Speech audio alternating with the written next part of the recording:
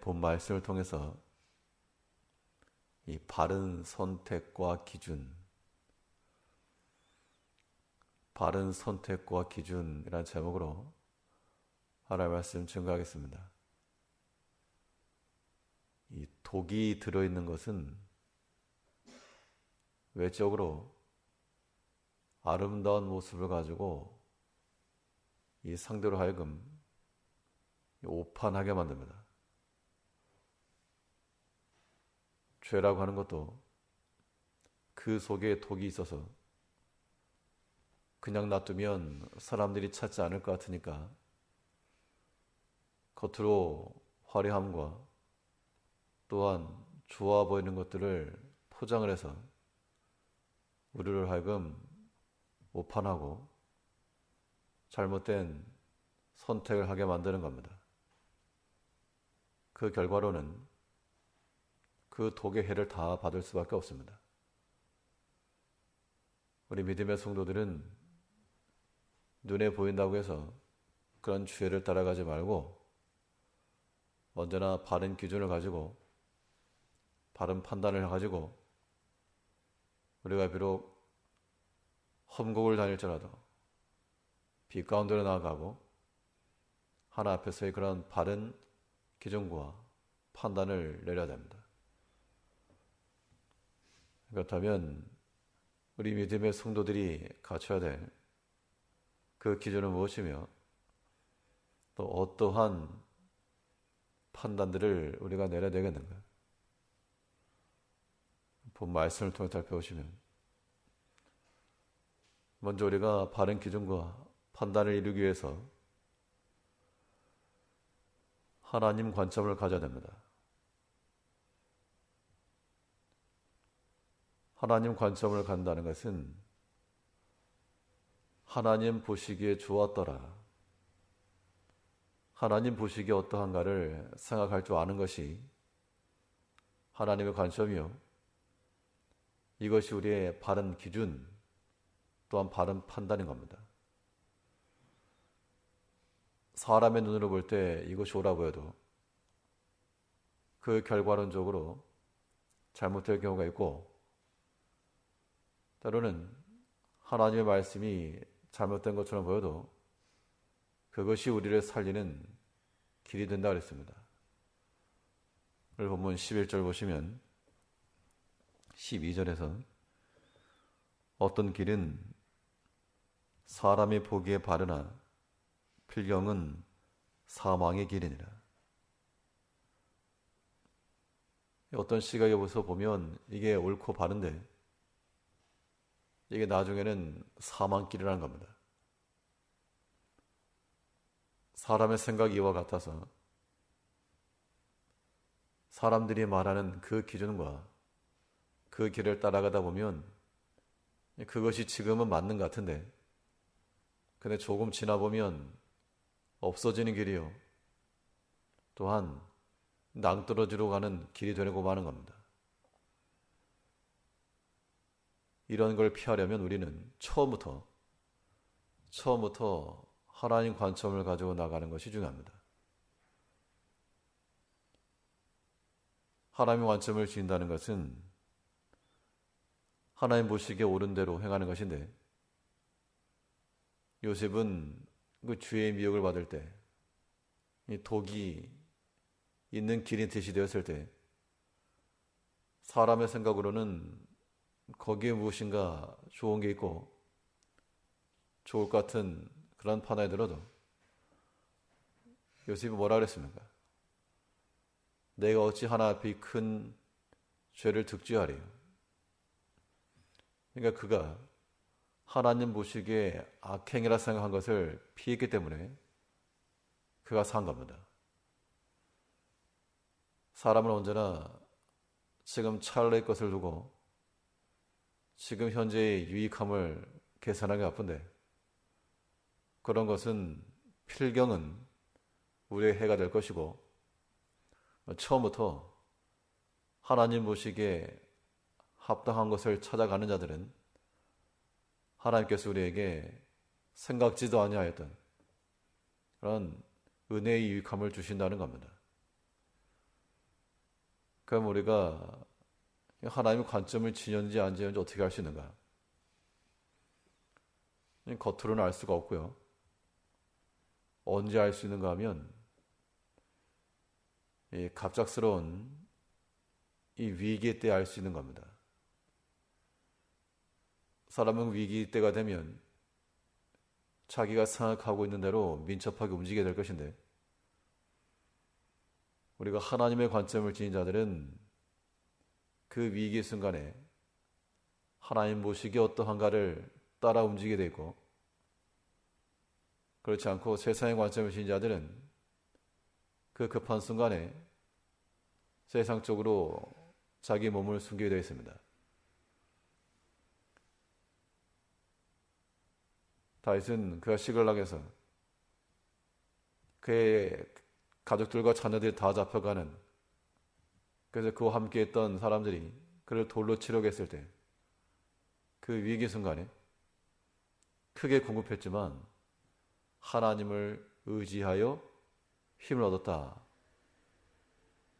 그는 결국 하나님을 의지하는 그 마음을 가지고 나타낸 겁니다.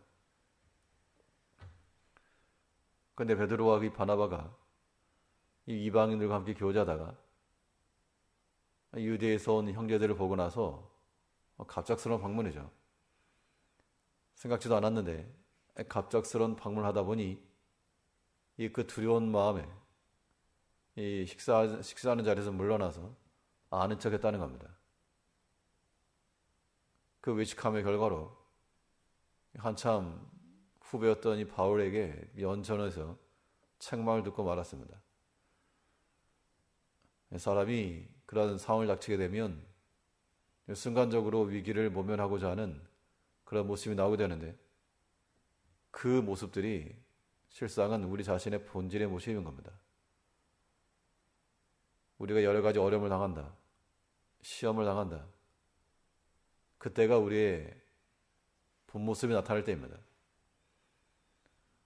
우리가 어려움을 당했다고 해서 이거 돈 놓칠 수 없다, 돈 따라가지 말고, 이거 사람 놓칠 수 없다, 사람 따라가지 말고, 우리는 하나님께로 피하고 하나님을 의지하고 하나님 모시기에 어떠한가를 항상 생각할 줄 알아야 한다는 겁니다. 이제 우리가 이 하나님의 관점을 지니고 모든 것을 보면서 바른 기준에 따라 바르게 판단하여 실족하지 않고 하나님이 주시는 그 은혜의 길로 나아갈 수 있는 우리가 되어야 되겠습니다. 또 우리 믿음의 성도들이 어떠한 기준과 어떠한 판단을 해야 되겠는가?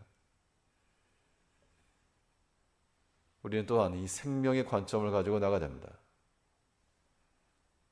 이 생명의 관점이라고 하는 것은 우리에 향하는 모든 언사들이, 이 말과 행실이 생명의 길로 나갈 것인지 아니면 사망으로 나가는 것인지 이거 분별하라, 그 이야기입니다.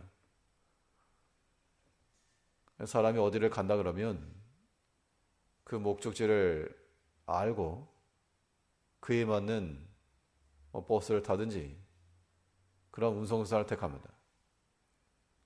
아니면 어디 가는지도 모르고 아무데나 올라타는 사람이 없는 것처럼 우리의 신앙적 모든 행위는 마치 하나님 나라로 가는 그런 노선과도 같아서 이것이 하나님 나라로 들어가는지 아니면 사망의 길로 나아가는지 분별을 하고 타야 됩니다. 이 사람의 생각으로 그것이 옳아 보여도 때로는 그것이 사망의 길로 들어갈 수 있다, 그렇게 경고를 하고 있습니다. 12절 다시 보시면, 어떤 길은 사람이 보기에 바르나 필경은 사망의 길이니라. 이게 옳은 줄 알고 나갔는데 알고 보니 사망의 길이었다. 어떤 경우는 모르고 가는 경우도 있습니다. 전혀 생각지도 않았는데 가다 보니 이 사망이라고 하는 것이 입을 쩍 벌리고 있는 그런 상황을 맞닥뜨릴 때, 그때 우리는 소스라치게 놀라면서 물러나야 됩니다. 근데 그렇지 않고 문제는 이게 사망의 길로 가는 걸 알면서도 불구하고 그 길을 고집해 나가는 것. 사람의 생각과 이 고집이라고 하는 것이 얼마나 강하고 악한지, 끈질긴지 잘못된 걸 알면서도 그대로 나간다는 겁니다. 우리 자신의 모습들을 돌이켜보면 우리의 부족함을 누구보다도 우리 자신이 잘 알지만 그걸 버리지 못하고 끊지 못하고 여전히 고집하여 나가는 경우가 많다는 겁니다. 이러한 말이 과연 나를 살리는가? 이 말이 과연 형제들을 살리는가? 그걸 분별하고 해야 되겠는데 그렇지 못하고 자기 옳은 대로 말하다가 필경은 사망길로 가는 경우도 있고, 이 행동이 내 영혼의 유익이 되겠는가? 이러한 행동이 이 믿음의 형제들에게 본이 되겠는가? 이걸 살피지 않고 자기 고집대로 나가다가 또 자기도 죽고 다른 형제들도 실족하게 하는 그러한 일들이 비일비재합니다. 사람의 보기에 바를지라도 필경은 사망길이다. 우리 생명의 관점을 가지지 않으면, 생명의 목적을 두고 선택하지 않으면 그러한 일이 벌어질 수 있다. 그러나 돌이켜서 나 이 말이 도리어 유익함이 없다. 그럴 때는 우리가 모든 말과 행실에 있어서 삼가 조심함이 가능한 겁니다. 내가 하고 싶은 말 다 한다고 해서 그것이 바른 것도 아니요. 하고 싶은 거 다 하는 거, 그것이 사람답게 사는 것도 아닙니다. 이제 우리는 이것이 사망길인지 생명길인지를 먼저 분별을 하고 생명길로 나가는 것을 올라타고 거기에 탑승하여 거기서 함께 은혜의 교제를 하며 함께 살리는 말을 하며 살리는 그러한 믿음의 일들이 나타나야 됩니다. 우리가 독이 들어있는 것을 선택하는 그 오판하지 않으려면 하나님 보시기에 어떠한가 라고 하는 것들을 항상 생각을 하시고, 우리의 모든 말과 행실이 생명이 이를 것인지 사망이 이를 것인지를 분별하며 선택할 줄 아는 그 지혜를 가지고 살아가는 성도님들 되셔야 되겠습니다. 기도하겠습니다.